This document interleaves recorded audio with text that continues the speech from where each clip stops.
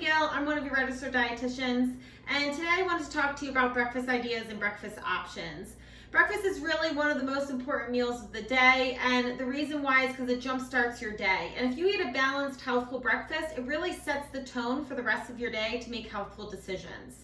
With all of us being at home the last few months, breakfast has become more of a sit-down meal versus a quick grab out of the house option. So I wanted to talk to you about some ideas that can help you make sure that you're choosing well-balanced breakfast that's keeping you full and satisfied for at least 3 hours. If you've taken any of my classes before or watched some of the previous videos on meal planning, you know that a well-balanced meal needs at least 3 of the 5 major food groups. And out of those 3, we want to make sure that 1 is a protein, so it either comes from the protein or the dairy group, and 1 is a fruit or vegetable because we want something colorful.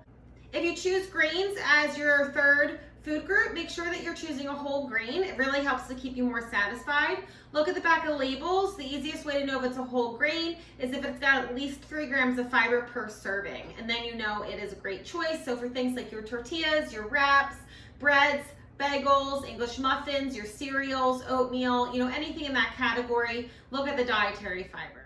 All right, so now we've got the basics down. I just want to talk a little bit about combinations and some that are my favorite meal ideas, and hopefully they can get you started with some ideas of your own. So obviously eggs are tried and true for breakfast. It's the most popular protein choice for people, and eggs are really a great option. Just be mindful of the amount of saturated fat that is in the yolk. So if you're watching your calories or you're watching your fat intake, you just want to limit it to 1 yolk per meal. So typical adult, I typically recommend 1 egg plus 2 whites would equal out to be a good low-fat, high-protein serving. But you can certainly do 2 whole eggs if you are only doing eggs every other day. If you do egg whites, it's half a cup serving.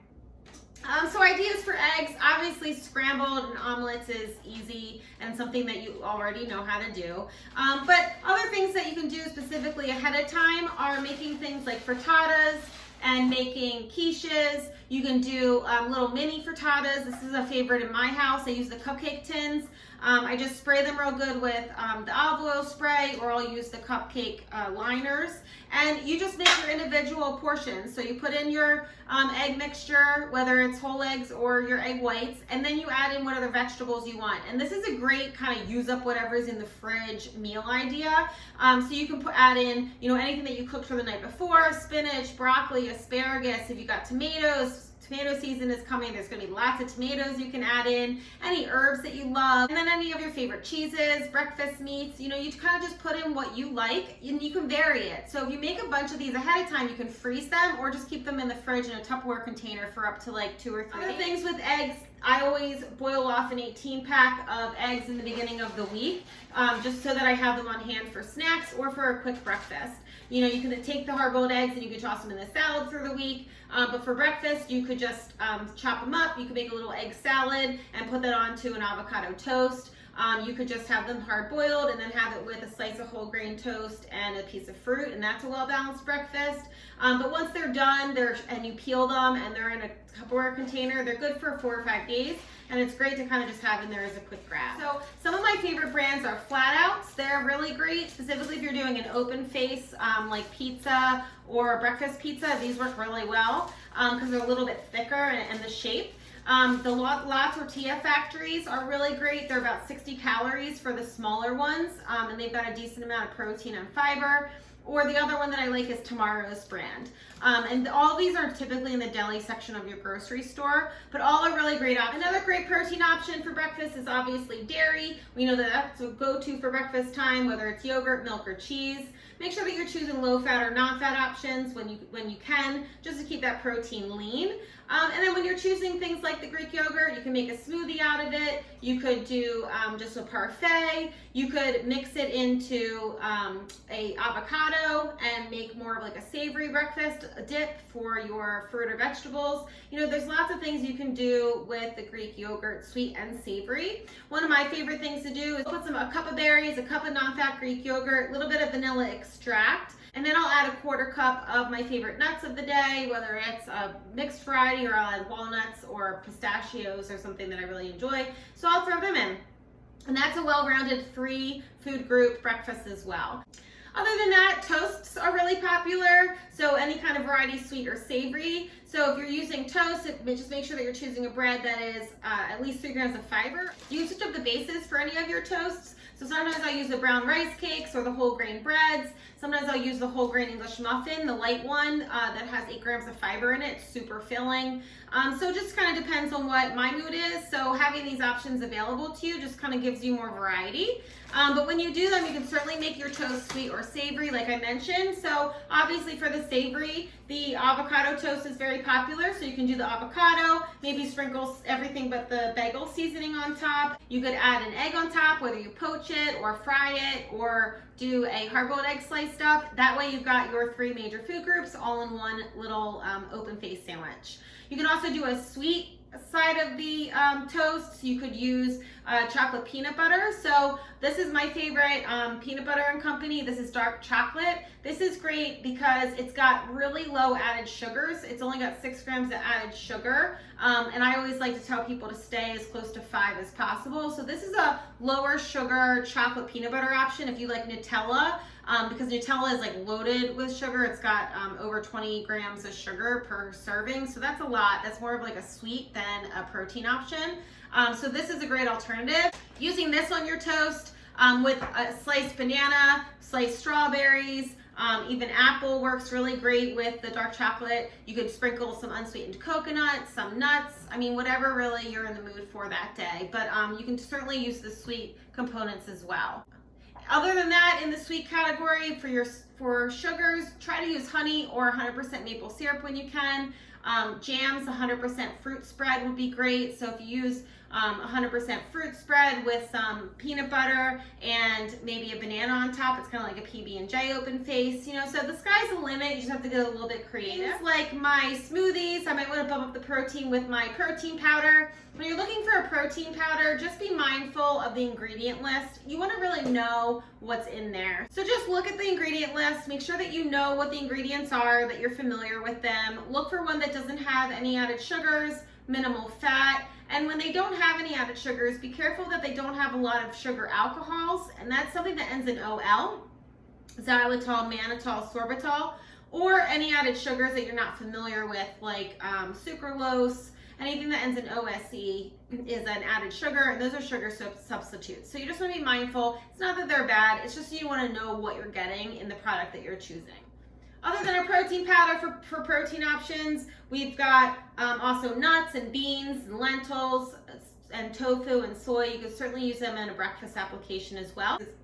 Silky tofu works great in a smoothie because it pulverizes down, so you can certainly use that in a smoothie and you won't even realize that it's in there. And also the silky tofu or the soft tofu works nice to do a tofu scramble. So if you are a vegan and you don't want to use eggs, that's a great way to kind of get eggs in the morning but be using tofu. Another quick thing that you can do with eggs is make either a tostada or a wrap or a burrito.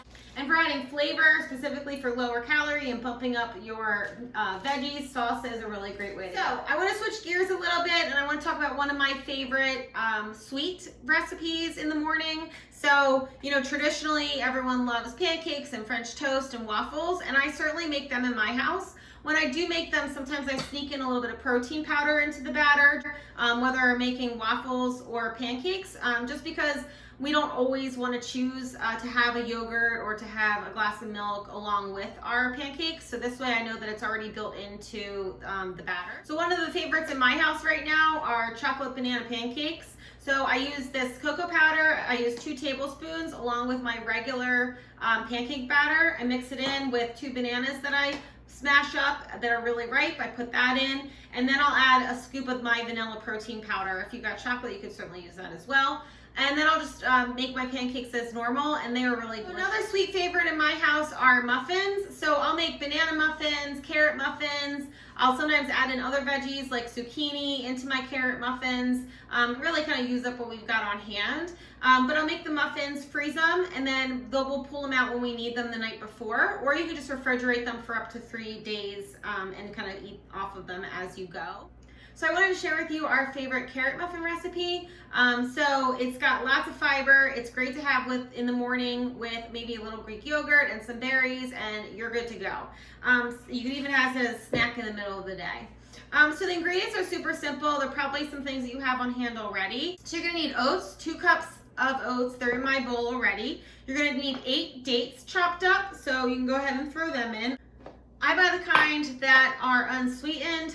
Dates are super sweet already, so you don't need any added sugar in them. Just look at the ingredient list. All it says is pitted dates, nothing else. Okay, so I've got a 1/2 cup of oil that I'm gonna put in. We're gonna use 1 teaspoon of baking soda. We're gonna use 1/3 cup of maple syrup. We're using 100% maple syrup because we want to make sure that we don't have any high fructose corn syrup, right? And then I've got my 2 cups of carrots. This was about 4 big carrots that I shredded down. Super easy to do. You can certainly put it in your food processor as well. So you go ahead and put that in. You're gonna need 2 eggs.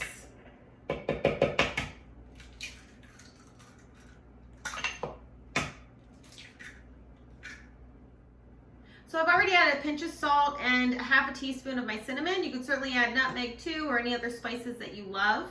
If you like to add raisins, you could add that. I'm not gonna add that because I already have the dates in there and I think that's enough, but if you like it chewy, you might wanna add in the raisins.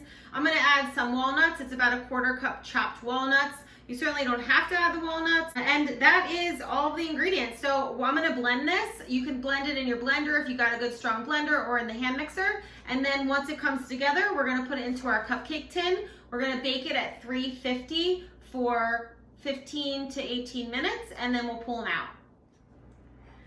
Okay, so our muffins came out of the oven. They took about 16 minutes. They smell super yummy. And you can see there, you can see a little bit of carrot. All right, that's it for me today. I hope you guys test out my protein carrot muffins for breakfast or for any time of day for a snack. I'm gonna go ahead and have mine with some Greek yogurt and a peach because it's peach season. I'll see you guys. Have a great day. Thanks for tuning in. For more recipes and wellness tips, be sure to check out Flick Hospitality on YouTube, Instagram, and Facebook.